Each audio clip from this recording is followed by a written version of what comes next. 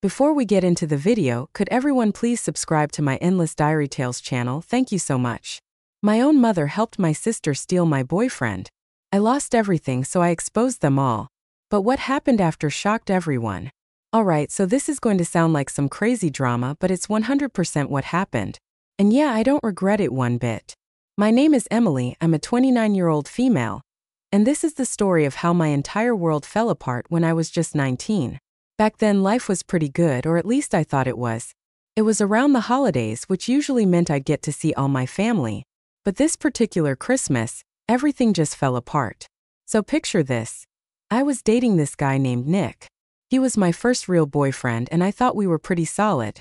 You know how it is with your first love. You just assume it's going to last forever. We'd been together for almost 2 years and yeah, I was crazy about him. I was that girl who thought, oh, we're going to get married, have kids, and live happily ever after. I had no reason to doubt him because he always seemed so committed to me. Then there's my older sister Claire. She's 2 years older than me and was kind of like my role model growing up. I looked up to her for basically everything. She was smart, popular, and just had her life together, or so I thought. We used to hang out a lot too. So when Nick and I started dating, I introduced him to her pretty early on because, I wanted them to like each other. Big mistake, but I'll get to that in a minute. So fast forward to Christmas. My family had this big get-together plan, but the vibe was weird from the start. I couldn't put my finger on it, but something felt off, especially with Claire. She was acting kind of distant and Nick was being, sketchy, like just not himself. My gut was telling me something was up, but I didn't want to believe it. You don't expect your own sister to be shady, right? Anyway, a few days after Christmas, I found out exactly what had been going on. And when I say found out, I literally walked in on them. Yeah, I walked into Claire's room to borrow her hair straightener or something, and there they were. Nick and my sister making out like 2 teenagers at prom. My heart just stopped. It was one of those moments where time kind of freezes, Like you can't believe what your eyes are seeing. I didn't even say anything at first. I just stood there staring at them, trying to process what was happening. What do you even say in a situation like that? They didn't notice me for a good few seconds, but then Nick looked up and froze. Claire did too, and the look on her face. She looked like a deer in headlights. There was no denying what was going on. It was right there in front of me, my boyfriend and my sister. I just remember feeling this wave of anger, sadness, and shock all at once. My chest felt tight, and I thought I was going to throw up. I managed to choke out something like, "Are you serious?" And then I just bolted out of the house. I didn't know where I was going. I just needed to get out of there. My mind was racing and my heart was shattered. The 2 people I trusted the most had stabbed me in the back, and I didn't know how to handle it. Later that night, my parents found me. I'd been sitting in my car for what felt like hours, just crying and trying to make sense of everything. When they knocked on my window, I thought, finally, they're here to comfort me. But no, they didn't. Instead, they told me to calm down and think rationally. Rationally? Seriously? They tried to convince me that these things happen and it's just a guy. But it wasn't just about Nick. It was about Claire, my sister, betraying me in the worst way possible.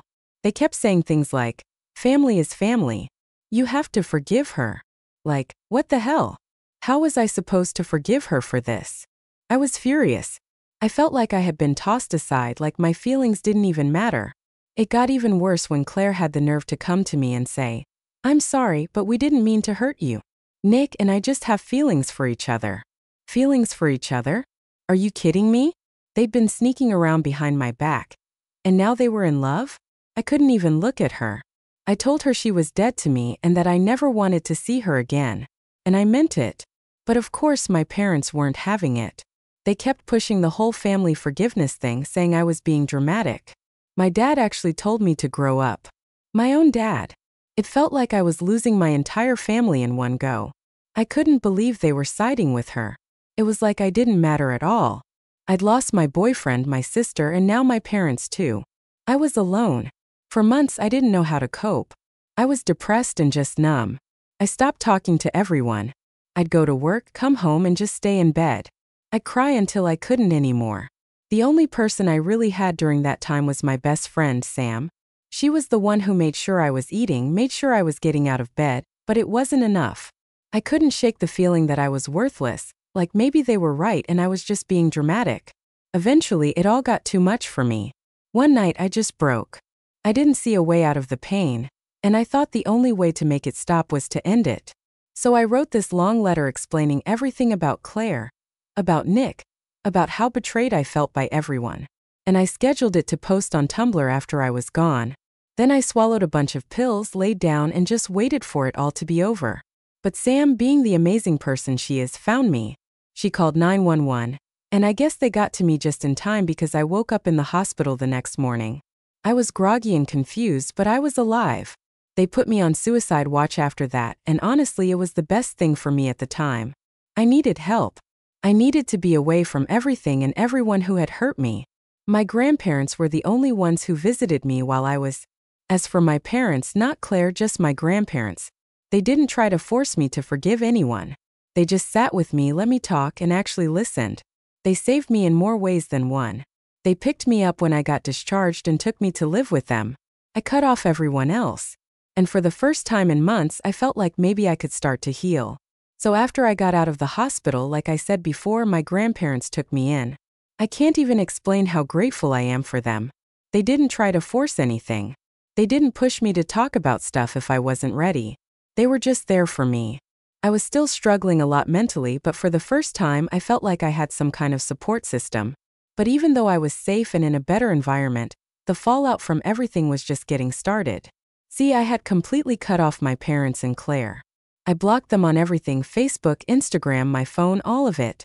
I didn't want to hear a single word from them. I was done. They didn't care about me when I needed them, so why should I bother? But while I was trying to heal and move on, my best friend Sam was out there, pissed off on my behalf. She was fuming about what happened and wasn't going to let them off the hook so easily. I didn't know it at the time, but Sam was planning her own little revenge. One day out of nowhere, she texted me like, "I did something, but I think you'll like it." And I was like, what did you do?" She goes, "Don't be mad, but I shared your note, the one you posted on Tumblr. I made sure everyone saw it." I was kind of shocked at first. Like, I didn't want to air my dirty laundry to the world, you know? But the more I thought about it, the more I was like, screw it. If they didn't care about how they made me feel, why should I care if people know what they did? And when I say Sam shared it, I mean she tagged my parents, Claire and Nick, in the post and called them out. She went full savage. The post went viral within our little circle. Sam had over 1,000 friends on Facebook and people started sharing it like crazy. I had no idea how many people knew about what happened until I started getting texts from random high school friends, old coworkers, even people I barely knew. Everyone was coming out of the woodwork to tell me how messed up my family was, how much they felt for me, and how they couldn't believe Claire and Nick did what they did. But that wasn't even the craziest part. It wasn't just people I knew who were mad, it was people they knew. My mom had this reputation in her church as being this perfect, wholesome lady. And when people in her congregation saw what happened, they were furious. They actually kicked her out of the church. Like straight up told her she wasn't welcome anymore, because of how she treated me. Imagine getting excommunicated from your own church over something like that. I heard she tried to apologize or explain herself, but nobody wanted to hear it. Got labeled a hypocrite, and that was it for her social life. My dad, he lost a ton of his friends too.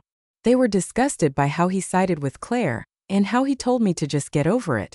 Some of his closest friends straight up cut him off. People saw him as this cold, heartless guy, and they didn't want to be associated with him anymore. And Claire, oh man, Claire got it the worst. I don't even know how she managed to leave the house after what Sam posted. People were calling her a homewrecker, a backstabber, you name it. Some of her closest friends ditched her, saying they didn't want anything to do with someone who would betray their own sister like that. I heard she got into arguments with people in public, like at the grocery store, because people would recognize her and call her out. I'm not going to lie, part of me was happy to hear she was getting what she deserved. It was like the universe was finally giving her a taste of what she'd done to me. Nick wasn't off the hook either. His family is super religious, like go to church every Sunday religious. And when they found out what he'd been doing with Claire behind my back, they freaked.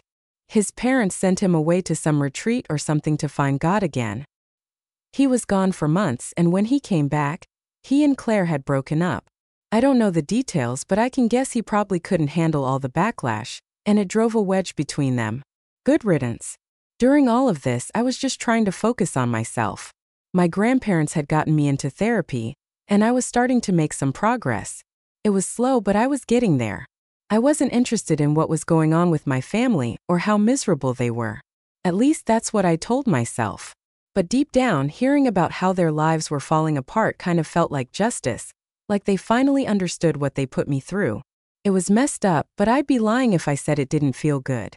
One day though, my grandma sat me down and said, "Your mom tried to call. She wants to talk." I just rolled my eyes. Why would I want to talk to her now? She didn't care before, so why does she care now? My grandma just nodded and said, "I know, honey, but I wanted you to know." I thought about it for a second. Was I curious? Yeah, a little. Did I care enough to actually reach out? Absolutely not. My mom had made her bed, and now she had to lie in it. I wasn't about to give her the satisfaction of thinking she could just come back into my life after everything she did. It wasn't just my mom trying to reach out either.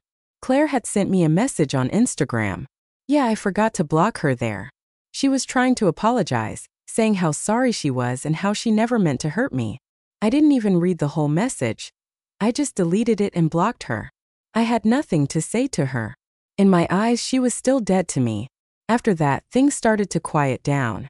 The frenzy around Sam's post eventually died down and people stopped talking about it, but the damage was done. My parents were basically social parasites. Claire had to move to another town because she couldn't handle the constant reminders of what she'd done. Nick was gone out of my life for good. And honestly, I was fine with that. Living with my grandparents was the best thing that could have happened to me. They gave me space to heal, and they didn't pressure me to forgive anyone. I started to feel like myself again, like I could actually move on from everything. But I wasn't naive. I knew the pain of what my family had done would always be there somewhere in the background. It was like a scar. It would fade over time, but it would never fully go away. I didn't need them, though. I had my grandparents. I had Sam.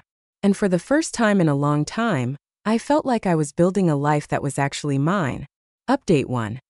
So after everything went down and the dust started to settle, you'd think life would just go back to normal, right? But it didn't. Not even close. I was living with my grandparents, which was honestly the best thing that could have happened.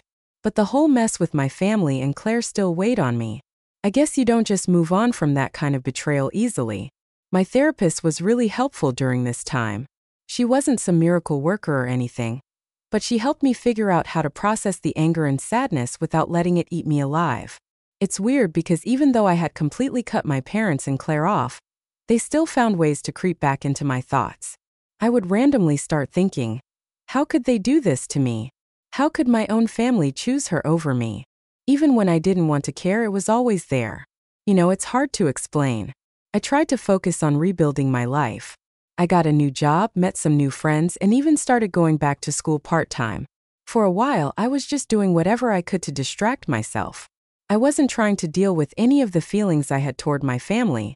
I thought that if I just kept myself busy, maybe I could forget about it all. But yeah, that's not how things work. So one night I was scrolling through Instagram just mindlessly like you do, and I stumbled on a post from one of my cousins. I hadn't really kept in touch with that side of the family since everything blew up, but curiosity got the better of me.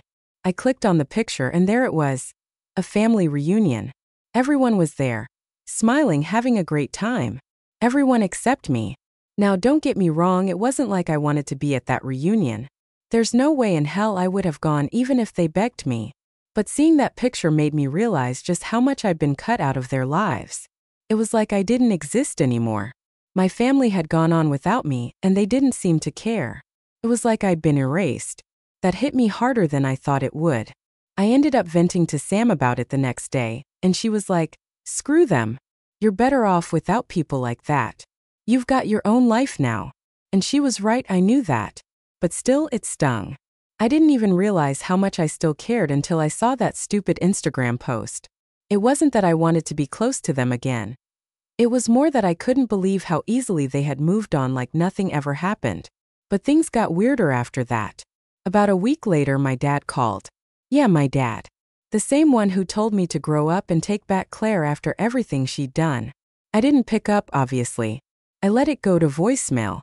And when I listened to it later, he was basically begging me to talk. He said stuff like, "We've been thinking about you and we miss you and want to make things right." For a second, I thought about calling him back, but then I remembered what happened the last time I tried to talk to them.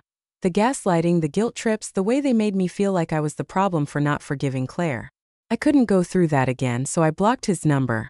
After that, my mom tried reaching out too. She sent this long email about how she was sorry for everything and wanted to rebuild our relationship. The funny thing is, she never actually apologized for anything specific.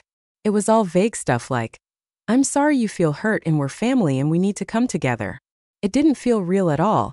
Like she just wanted to smooth things over without taking any responsibility. I didn't respond. I didn't even bother reading the whole thing, to be honest. I just forwarded it to my therapist and deleted it. I knew if I let myself engage with them again, I'd just fall back into the same toxic dynamic. And I was finally starting to get my life together. I wasn't about to let them pull me back down. It's crazy how much cutting off toxic people can change your life. Once I finally let go of the idea that my family would ever be there for me, things started to get better. I mean, it wasn't perfect or anything, I still had bad days, but I was free. No more worrying about what they thought of me. No more bending over backwards to make them happy. It was just me living my life, doing my own thing. But then something happened that really messed with my head. One day, I was at the grocery store just minding my business. And who do I run into? Claire. Yeah, Claire. I hadn't seen her in over a year, and I didn't plan on it either, but there she was, standing in the produce section, looking just as shocked as I was. We just kind of stood there staring at each other for a minute. I was about to turn around and walk out, but then she came over to me. She started talking really fast, like she was desperate to get everything out before I could leave. She was crying, saying how much she regretted everything, how she missed me, how her life had fallen apart since I cut her off. Honestly, I didn't know what to say. I was angry, but I also felt this weird sense of pity for her. She looked terrible, like life had. I really knocked her down. She kept saying, I'm sorry over and over, but it didn't really matter. It was too late. There was nothing she could say to make it right. I just stood there letting her ramble until I finally said, I don't hate you, but I don't want you in my life either. And then I walked away. She didn't try to stop me. She just stood there crying while I left. It was weird because I thought that seeing her would make me angrier, but it didn't. If anything, it made me realize how far I'd come. I wasn't that sad, broken person anymore. Claire and my parents didn't have any power over me now. I was done with them for good this time. After that, I didn't think about Claire or my parents as much. It was like that last encounter gave me the closure I didn't even know I needed. I moved on with my life. And yeah, it's still not perfect, but it's mine now. I'm in control. I've got my grandparents, my friends, and that's all I need. If my family wants to fix things, that's on them. But as far as I'm concerned, they're not a part of my life anymore. And honestly, I'm okay with that. Update 2. So after running into Claire at the grocery store and walking away from her, I thought I'd finally closed the door on all that family drama. I was moving on, focusing on my own life, and just trying to live without all that mess hanging over me. I mean, I wasn't really thinking about them much anymore, which felt like a win in itself. But then something happened that threw everything back into my face. It was a regular Friday night. I was just chilling at home with Sam, watching some random Netflix show and eating takeout when I got this weird call from an unknown number. Now, normally I wouldn't even bother answering unknown numbers, but something in me just said, pick it up. So I did. On the other end was this guy. He was kind of shaky and didn't introduce himself right away, which immediately made me think it was a scam or some telemarketer. But then he says, hey, it's Nick. Nick is in my ex. I hadn't heard from him in years, not since his family shipped him off to find Jesus or whatever after the whole thing with Claire. I didn't even know what to say. Part of me wanted to just hang up, but curiosity got the better of me. So I'm like, what the hell do you want? He hesitates for a second and then goes, I need to talk to you. It's important. Important after all this time? I wasn't buying it. But before I could tell him to screw off, he starts going on about how his life has been a mess since everything happened, how he regrets what he did, and how he wants to apologize properly. I could hear the desperation in his voice, and for a split second I felt bad for him. But then I remembered how much he'd hurt me, how much they'd both hurt me. and I just wasn't in the mood to reopen that wound. I told him, "Look, Nick, I've moved on. I don't care about your apology. Whatever happened between you and Claire or whatever regrets you have, I don't want anything to do with it." I was ready to hang up when he said something that made me freeze. He said, "It's not just about me and Claire. There's something you don't know." I was like, "What do you mean?" He goes, "I'm not the only one who betrayed you, your family. There's more to the story." Now, at this point, I didn't even want to believe him. I thought he was just trying to drag me back into the drama. But something in his voice, the way he said it, it didn't feel like a lie. Against my better judgment, I agreed to meet up with him the next day. I don't know why. Maybe part of me needed to hear whatever it was he had to say just to get full closure. Or maybe I was just curious. Either way, I was about to walk into something I wasn't prepared for. The next day, we met up at a coffee shop. I hadn't seen Nick in so long, and when I did, he looked different, like life had chewed him up and spit him out. He was thinner, had bags under his eyes, and just looked worn down. Part of me wanted to feel sorry for him, but the other part remembered how he betrayed me. So I kept my guard up. We sat down and there was this really awkward silence for a minute. I could tell he didn't know how to start. Finally, I was like, "You said there's something I don't know, so just say it."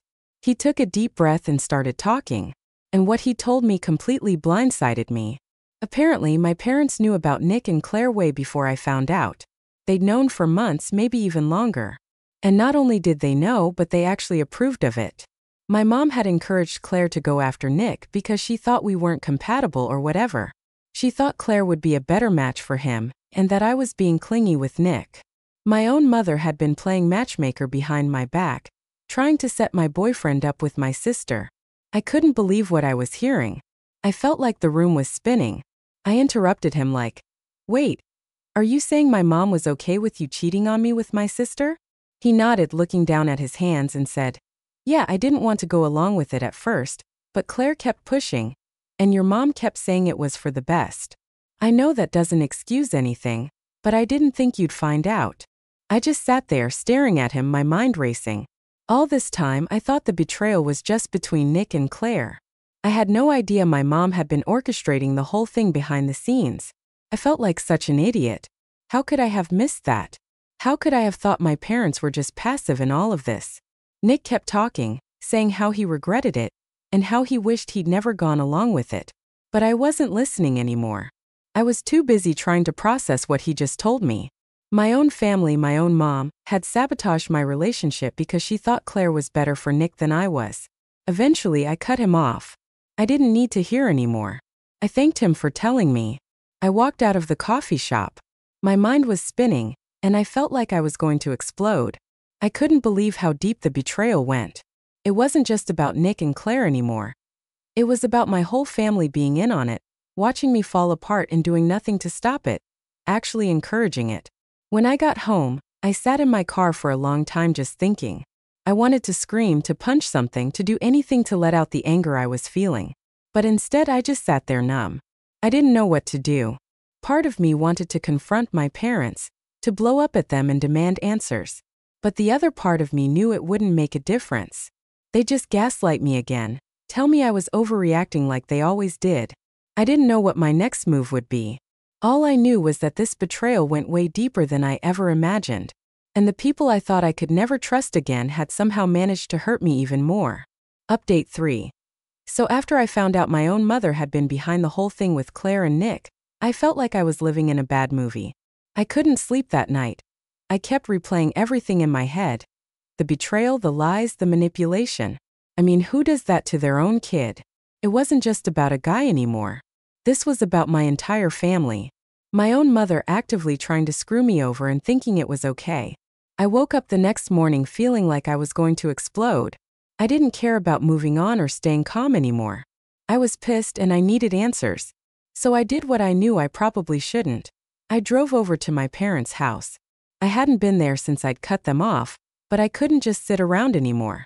I needed to know why. When I got there, I didn't even bother knocking. I had a key, so I just let myself in. My parents were in the kitchen making breakfast like it was any other day, completely unaware of the bomb that was about to drop. They looked shocked to see me, especially my mom. My dad kind of gave me this awkward smile like he wasn't sure if he should be happy I was there or scared. I didn't waste time on small talk. I just blurted it out. Did you know about Claire and Nick? Did you set them up? My mom's face went pale. She didn't answer right away. And I could see the gears turning in her head, trying to figure out how to spin this. My dad looked confused, like he didn't even know what I was talking about. But my mom, she knew. Why does that matter now? She finally said, trying to brush it off like it was no big deal. I lost it. I slammed my hand down on the table and shouted. Why does it matter? Are you serious? You ruined my life. You stood by and watched while I was falling apart and you did nothing. You let Claire and Nick hurt me because you thought it was for the best. My dad's face changed when I said that. He looked at my mom like he was piecing it together, like he hadn't known the full story either. What is she talking about? He asked her. I tried to calm me down. She started talking in that condescending voice she always used when she thought I was being dramatic. She said, you were too attached to Nick. It wasn't healthy. I thought if Claire was with him, you'd finally see that he wasn't right for you. I didn't mean to hurt you. I was doing what was best for you. That's when it clicked for me. She didn't even think she'd done anything wrong. In her mind, she was helping me by destroying my relationship and pushing Nick toward Claire. She wasn't apologetic. She wasn't sorry. She was justifying it like she was some kind of hero in this twisted story she'd written. I turned to my dad and asked, did you know? He looked at me, then at her and said, no, I didn't. I had no idea she was involved. He looked like he was about to be sick. It was like I punched him in the gut. At this point, I didn't even care anymore. There was no excuse that could make any of this okay. I was done trying to understand. My mom kept talking, trying to explain how she was just looking out for me and doing what she thought was best, but I wasn't listening. All I could think about was how I'd spent so many months hating Claire and Nick when the real mastermind behind all of it was sitting right in front of me the whole time. I can't believe you, I said, cutting her off mid-sentence. You didn't care about what was best for me. You just wanted control. You've always wanted control. And now, because of you, I lost everything. I could see that my dad was starting to get angry too. He stood up and said, why didn't you tell me any of this? Why would you go behind my back like that? But my mom was still stuck in her own little world defending herself. I didn't think it mattered, she said. Claire was better for Nick, and I was trying to protect our family.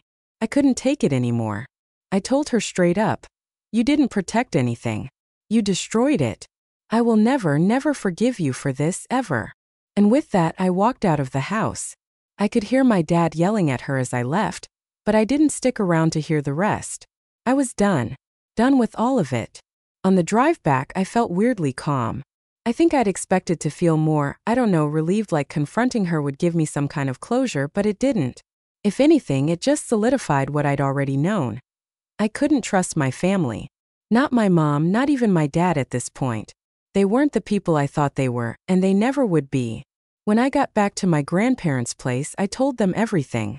They were shocked but not surprised, if that makes sense. They'd always had their suspicions about my mom, but they hadn't wanted to interfere. They were supportive, though. My grandpa gave me a hug and said, you did the right thing by confronting her, but you don't owe them anything. You've got your own life to live now. And he was right. I did have my own life to live. I'd spent so long being angry and hurt, but at the end of the day, the only thing I could do was move forward. I couldn't change what my family did, but I could change how much space I let them take up in my head.